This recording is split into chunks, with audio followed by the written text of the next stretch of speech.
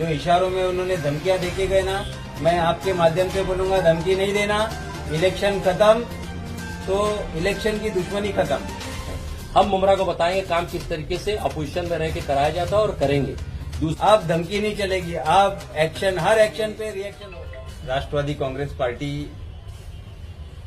असली राष्ट्रवादी कांग्रेस पार्टी यही है, ये आज महाराष्ट्र की जनता ने साबित कर दिया। जो दूसरी राष्ट्रवादी पार्टी शरद पवार थी वो अब गुम हो चुकी है। यही कहने के लिए हमने ये जश्न का पूरा इंतजाम किया और ये बताने के लिए आप लोग को बुलाया कि एक सीट हार जाने से हमारी हिम्मत नहीं कम हुई, ना हिम्मत हारे।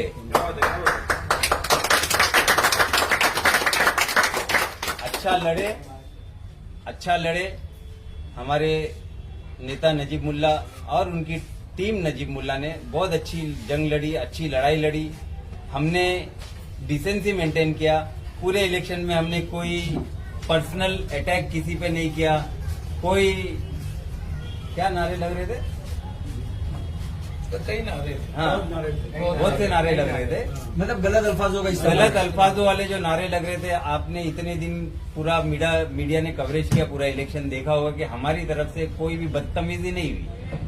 और ये इतने बदतमीज लोग ये आज साबित हो गया। ये ऑन वीडियो ऐसा करके दिखा रहे, ये बर्दाश्त नहीं होगा। इलेक्शन जीते हो और वो कैसे जीते हो अल्लाह जानता है।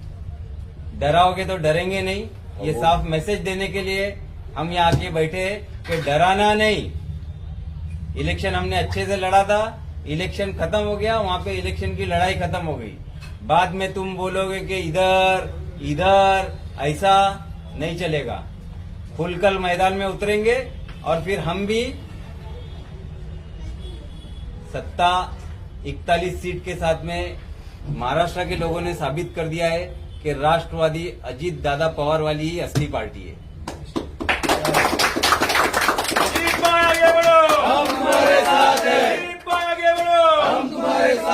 अजीज भाई, एक तरफ महाराष्ट्र में इतना बेहतरीन जो है प्रदर्शन किया है एनसीपी ने, यहाँ मुमरा कलवा में कहाँ चूक हो गई आप लोगों से जो यहाँ पे आप लोगों को सेकंड नंबर पे संतोष होना पड़ा? देखिए, ये सर आपका बहुत अहम सवाल है और इसको बड़ी संजीदगी से मैं जवाब देना चाहूंगा कि यहाँ पर एक मुसलमान कैंडिडेट होने के बावजूद एक मुसलमान कैंडिडेट के खिलाफ क्या बोलते उसको, गुस्ताखे रसूल का नारा चला। बहुत अफसोस की बात है, एक मुसलमान कैंडिडेट के खिलाफ उलमाओं के ऐलान आए। बहुत अफसोस की बात है। पार्टी कोई भी हो, आज देखो ना हाउस में कितने मुसलमान एमएलए पहुंचे। अगर ये सोच लेता मुसलमान यहाँ का कि नहीं हमारा मुसलमान भाई खड़ा है, आज 32,000 वोट हमको कलवा के हमारे हिंदू भाइयों ने दिया और हम उसको पार नहीं कर पाए मुमरा में। बड़े अफसोस की बात है, बहुत ही अफसोस की बात है। ये आने वाले 5 सालों में लोगों को मालूम पड़ेगा। जो आदमी यहाँ पर जीत के आने से पहले 180 करोड़ रुपए का बजट लाके मुमरा में और कलवा में डाल देता है, उस आदमी को यहाँ के लोगों ने सिर्फ कौम और मिल्लत के नाम पे नकार दिया। डेवलपमेंट के नाम की लड़ाई हुई नहीं। अगर डेवलपमेंट के नाम की लड़ाई होती तो मैं चैलेंज करता हूँ, आज भी नजीब मुल्ला साहब के साथ में कोई भी साहब हो XYZ, वो बैठ के खाली डिबेट करके दिखा दे रहे कि पिछले 15 साल से जो पैसे आए कैसे आए, पेपर वर्क के साथ में आज भी हम साबित करने तैयार हैं। यही वजह थी। बड़े अफसोस हो रहा है, टोरेंट जाने की बात थी। वादा किया है साहब ने कि मैं जीतूंगा तो टोरेंट हटाऊंगा। अब मैं बोलता हूं साहब, हमने आपको 6 महीना दिया, अब टोरेंट का टी हटा के दिखा दो, मान जाएंगे। अब इनको बहाना मिलेगा कि हमारी सत्ता नहीं इसलिए हम टोरेंट हटा नहीं सकते। तुमने वादा क्यों किया? टेक्निकल लड़ाई है, तुम लड़ सकते हो। आपकी बात से अंदाजा ऐसा लग रहा है कि अगर टोरेंट हटाने के बाद अगर व्हाट्सएप करेंगे तो आपकी सरकार रोकेगी। देखिए, एक बात मैं साफ बोल रहा हूं, टोरेंट हटाने की ही लड़ाई थी ये। यहाँ का मुसलमान टोरेंट से परेशान है, गरीब मुसलमान टोरेंट से परेशान है। एक झोपड़पट्टी में 3,000 4,000 का बिल आ रहा है, वो टोरेंट के नैरेटिव को तोड़ा है उलमाओं के फैसले ने, जो नहीं होना चाहिए था। क्या वो उलमा आएंगे अभी ये गरीबों का बिल भरने, या वो उलमा बताएं, बोलेंगे व्हाट्सएप को ये गरीबों का बिल है, हम लोग अभी रोज 50 गरीब भेजेंगे उनके यहाँ पे कि इनका बिल का क्या है करके दिखाओ। उलमा बहुत एहतराम की जगह पे है, आज भी हम उनका एहतराम करते हैं, लेकिन जो राजनीति हुई ये गलत था। गुस्ताखे रसूल का साथी बोलकर जो बदनाम किया गया एक मुसलमान भाई को, ये सरासर गलत था, और ये उलमाओं ने किया, ये और भी गलत बात थी, ये नहीं होना चाहिए था। अजय दादा पवार मुमरा शहर में आए थे तो कुछ उन्होंने वादे किए थे कि हमारी सरकार बनेगी तो वो वादे मुमरा और कलवा के लिए दिए जाएंगे। तो नजीब भाई के बाद उन वादों पे क्या राय रखना चाहिए? देखो, पहली बात तो ये कि अजीत दादा का वादा मतलब वादा है, खोखला नहीं। 15 साल से जो बोल रहा है, बोल बच्चन कर रहा है, जिसको खाली ये आता है, दूसरा कुछ नहीं आता है, वैसा नहीं है, वो अजीत दादा है, समझे ना। अजीत दादा ने वादा किया था कि नजीब को जिता के लाओ, मैं 3000 करोड़ मुमरा कलवा को दूंगा, लेकिन मुमरा कलवा के लोगों ने नजीब को चुनकर नहीं लाया। बड़े अफसोस की बात है।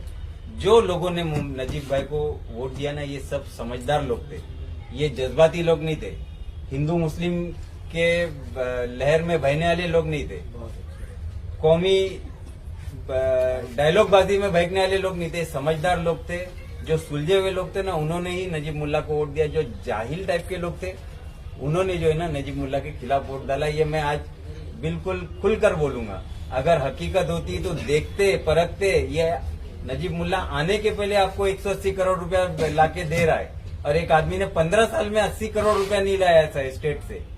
फर्क देख लेते और डेवलपमेंट के नाम पे लड़ते ना तो मजा आती। यहाँ पे बीजेपी, नामूसे रिसालत, गुस्ताखे रसूल, कौम, ये वो सब कर जो है ना पूरे मुसलमानों का दिमाग जो है ना खराब कर दिया गया। आज इंशाल्लाह हम लोग यहाँ है, हमारी एक नई टीम बनी है, टीम नजीब मुल्ला। हम पूरा मजबूती से अपोजिशन का रोल अदा करेंगे और इनसे काम करवाएंगे। ये अब घर में नहीं बैठ सकते, इनसे काम करवाएंगे, इनको करना पड़ेगा। ये 5 साल काम नहीं करेंगे तो हम करेंगे काम। मतलब टोरेंट का मुद्दा शहर में जारी रहेगा आगे?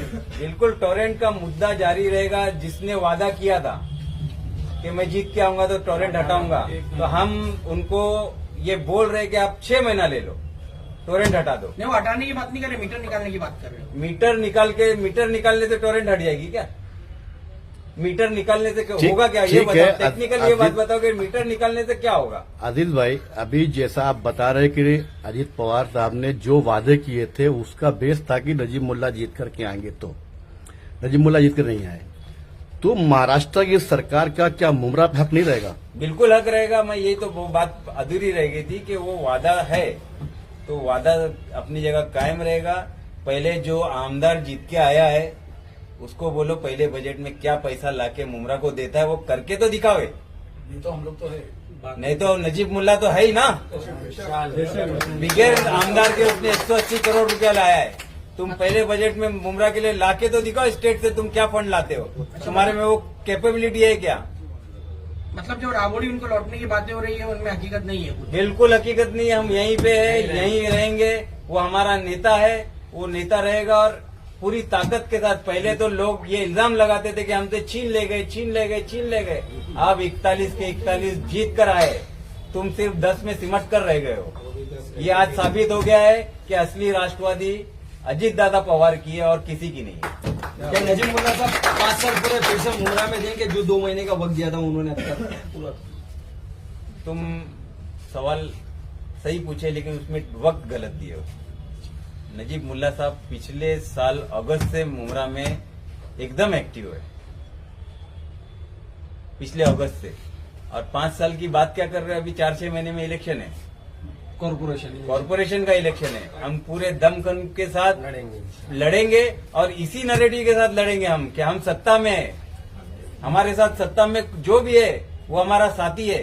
तुमको वो लग रहा है कि बीजेपी है, ये है, वो है, तो हम तुमको ये बोल रहे हैं कि तुम्हारे साथ भी वो शिवसेना है जिसने मस्जिद शहीद की थी। ये मुसलमानों को समझना होगा नहीं जाना होगा, उलमाओं को समझाना होगा। जो उलमा किसी के पास जा रहे ना कि भाई ये बीजेपी वाले इनको वोट नहीं देना है, तो उनको समझाना होगा, उनको वोटर को बोलना होगा कि मौलाना तुम्हारे इनके साथ में तो मस्जिद शहीद करने वाली शिवसेना, उसका क्या? 10 लोग सवाल करेंगे ना तो 11वें आदमी से कोई उलमा सवाल नहीं करेगा, खामोशी से अपने मस्जिद मदरसे को पकड़ के बैठ जाएगा। अजीज भाई, उलमा की ताकत का इस्तेमाल दोनों ही तरफ से इस विधानसभा चुनाव में हुआ, वो देखने को मिला। तो ये जो बाकी के 5 साल जो होते हैं, तो उसमें उलमाओं को आगे क्यों नहीं किया जाता? नहीं, जब देखिए, आप कह रहे हैं कि उनको लेके चलने की बात है, तो इस पर कितना अमल करेंगे आप? देखिए, मैं तो साफ साफ बोलूंगा कि शरीयत इजाजत देती है एक ईमान वाले को सियासत करने की, लेकिन शरीयत साफ सुथरी सियासत करने की इजाजत देती है ना। तो हर ईमान वाले को हक है कि वो सियासत करे, चाहे वो एक आम आदमी हो या कोई एडवोकेट हो, डॉक्टर हो, नेता हो या उलमा में से कोई हो। हर किसी को हक है सियासत करने का, लेकिन साफ सुथरी सियासत करे, शरीयत के दायरे में रहकर सियासत करे। तुम किसी पे भी गुस्ताखे रसूल का इल्जाम नहीं लगा सकते एक ईमान वाले पे। गुस्ताख को तो फिर भी माफी है। जो जैसा मुन्ना भाई ने हमारे बोले थे, मुन्ना साहिब ने, कि अल्लाह की शान में जिसने गुस्ताखी किया उसको माफी तुम कैसे दे रहे हो? वोट हो गया, एक जहन बना चुके थे ये लोग 4 महीने से एमएलए एमपी इलेक्शन से बीजेपी, तो लोगों का जहन बना होता। लेकिन मैं अब मेरे मुमरा कौसा के लोगों से ये हाथ जोड़ के बोलूंगा कि आइंदा ध्यान रखो, वोट देना है तो सिर्फ और सिर्फ डेवलपमेंट की बातों पे देना है, ना कि कौम मिल्लत की बातों पे देना है, ना किसी मौलवी या पंडित के बातों में आके देना है। अजीज भाई, आप बोल रहे हो कि गुस्ताखे रसूल के बारे में किसी की माफी नहीं है कहा ना, तो आपके ही यहाँ से ऐसा बताया जा रहा है कि जो अभी अवार्ड्स आपकी जो पिक्चर्स बना के जो वायरल की गई थी उनके साथ, रामगिरी महाराज के साथ, वो एक फेक वीडियो भी वायरल हुआ था। नहीं, उसका इससे कोई लेना देना ही नहीं है। उन लोगों ने ऐसा उसका इससे कोई लेना, आपकी तरफ से ही कहीं से ये वायरल, मैं बता रहा हूँ ना कि उसका इससे लेना देना है कि यहाँ गुस्ताखे रसूल की बात हो रही है, गुस्ताखे अवार्ड की बात नहीं हो रही है।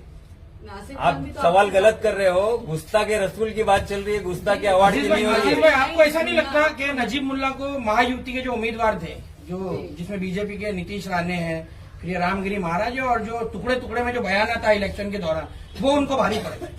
ऐसा नहीं लगता आपको? देखिए, मैं साफ तौर पे बोलूंगा कि कोई भी चीज भारी पड़े, मुमरा के लोगों को, मुमरा के यहाँ के रहवासियों को, चाहे वो मुसलमान हो, हिंदू हो, सिख हो, ईसाई हो, उसको यहाँ के डेवलपमेंट से लेना। ये स्टेट की लड़ाई चल रही थी, ये सेंट्रल की लड़ाई नहीं चल रही थी। सेंट्रल की जब लड़ाई चली तो हम सब खामोश होके घर में बैठे हुए थे कि नहीं, आप लोग इस बात के गवाह हो। यहाँ स्टेट की लड़ाई हो रही थी। 15 साल के एंटी इनकम्पेंसी के खिलाफ एक नए कैंडिडेट को, एक नौजवान चेहरे को हमने सामने लाया था, ढूंढ कर लाया था, क्योंकि मुमरा में इस लायक कोई था ही नहीं। या जो यहाँ का एमएलए, उसने किसी को ऐसा इस लायक छोड़ा ही नहीं था, दबा के रखा हुआ था, हिम्मत करने वालों को दबा के रखा हुआ था। लेकिन अब एक मजबूत अपोजिशन आ गया है, इंशाल्लाह अब ये कुछ नहीं चलेगा। जो इशारों में उन्होंने धमकियां देके गए ना, मैं आपके माध्यम से बोलूंगा, धमकी नहीं देना। इलेक्शन खत्म तो इलेक्शन की दुश्मनी खत्म, अब धमकी नहीं चलेगी, अब एक्शन, हर एक्शन पे रिएक्शन होगा। देखिए, एक मिनट रुको। आप सुबह ही आप जब गाड़ी में जा रहे थे, तो जब भी आपका एक इंटरव्यू लिया गया, उसमें आपने यहाँ के एमएलए को मुबारकबाद भी दी, और आपके जो सहयोगी है नजीब मुल्ला, उनसे ताल्लुक से भी कुछ बात की उन्होंने, आपने ही बात की उससे। तो ये जो पूरा आपने प्रेस कॉन्फ्रेंस देख लिया, तो आप अब खुद कह रहे हैं कि नजीब मुल्ला टीम में है, तो अब नजीब मुल्ला भाई के साथ आगे बढ़ के आप शहर के लिए क्या क्या करने वाले और क्या चीजें करेंगे? देखिए, हर चीज एकदम क्लियर स्टैंड नजीब भाई का आपके सामने, उनकी टीम का है। एक लीडर पहला ऐसा हमारे शहर को मिला था जो इलेक्शन लड़ने से पहले, ये सबसे बड़ी बात और सच्चाई पूरे शहर ने देखा कि वो शख्स आने से पहले जो हमारे शहर के सबसे बड़े बड़े मुद्दे थे उसको हल करने की कोशिश की। ये अलग अजीज भाई ने पूरी बात रखी, अलग दिशा दी गई। आप देखिए कितना बड़ा मसला था कब्रिस्तान का, वो शख्स आपकी कब्रिस्तान को लेके कितना सीरियस था। उसने कब्रिस्तान के मसले को हल करने के लिए फंड लाया, और फंड लाने के बाद उस पर इंशाल्लाह काम भी होगा। आप ग्राउंड के देख लीजिए, यहाँ का जो बेसिक स्ट्रक्चर है, नौजवानों को जिस तरीके से नशे की तरफ 15 सालों से उस तरफ लेके गए थे, लेकिन नजीब भाई आने के बाद कम से कम नौजवानों को एहसास हुआ था कि वो उनके बारे में कोई सोचता है, क्योंकि कोई पीढ़ी तभी आगे बढ़ सकती है जब उनके बारे में सोचा जाए। नौजवानों के प्ले ग्राउंड के लिए जो फंड लाके दिया और जिस तरीके से कुछ लोगों ने उस ग्राउंड पे कब्जा करके रखा था, उसको भी निकालने का काम नजीमुल्लाह ने इलेक्शन लड़ने से पहले किया। तो ये सच्चाई कि उसका पूरा एक ही सोच है कि सिर्फ बुमराह का डेवलपमेंट। कोई क्या कहता है उसकी तरफ हमें नहीं जाना है। बहकावे में शहर के लोग आए, लेकिन आज वो लोग अफसोस कर रहे हैं। मुझे कितने लोगों का फोन आया है कि जिस तरीके से एक नजीमुल्लाह की टीम और नजीमुल्लाह साहब खुद एक डायनेमिक आदमी काम करने का, उसका 22 साल का जो एक्सपीरियंस रहा थाना म्युनिसिपल कॉर्पोरेशन में, वो तमाम थाना के और इर्द गिर्द के लोग जानते हैं और जानते हैं कि काम करने का क्या सिस्टम है। और ये उम्मीद है, ये बात मैं इसलिए कह रहा हूं कि सारी बातें आजीज भाई ने रखी, लेकिन मेरा एक चैलेंज भी है, वो लोग होश में बिल्कुल रहे। अब शहर के अंदर जो हरकतें चल रही थी, जिस तरीके से शहर के नौजवानों को प्रेरित करके दूसरी दिशा पे ले जाते, अब हम नहीं ले जाने देंगे। इंशाल्लाह हम उसकी भी लड़ाई लड़ेंगे। नौजवानों के लिए जो खेल और ग्राउंड है जिसपे हम काम कर रहे हैं, फंड हम लाए हैं, हम बुमराह को बताएंगे काम किस तरीके से अपोजिशन में रह के कराया जाता है और करेंगे। दूसरी चीज कि जिस तरीके की हरकत हुई आप तो वो देख रहे हैं, इंशाअल्लाह वक्त 5 साल का जाने में वक्त नहीं लगेगा। नजीब भाई और नजीब भाई की टीम पूरी ताकत के साथ शहर के हर डेवलपमेंट के लिए खड़ी है, हर उन लोगों के लिए खड़ी है कि इंशाअल्लाह जिस उम्मीद के साथ हम आए थे और उसी ताकत के साथ हम रहेंगे। और बहुत मुबारकबाद देता हूं कलवा बुमराह के उन लोगों को जिन्होंने हमें वोट देकर हमें एक ताकत दिया है। और इंशाअल्लाह उसमें जरूर हमको कामयाबी मिलेगी। उसमें कुछ मैं यही कह सकता हूं कि हौसला रखो, रात बीतेगी और देखना रोशनी ही जीतेगी।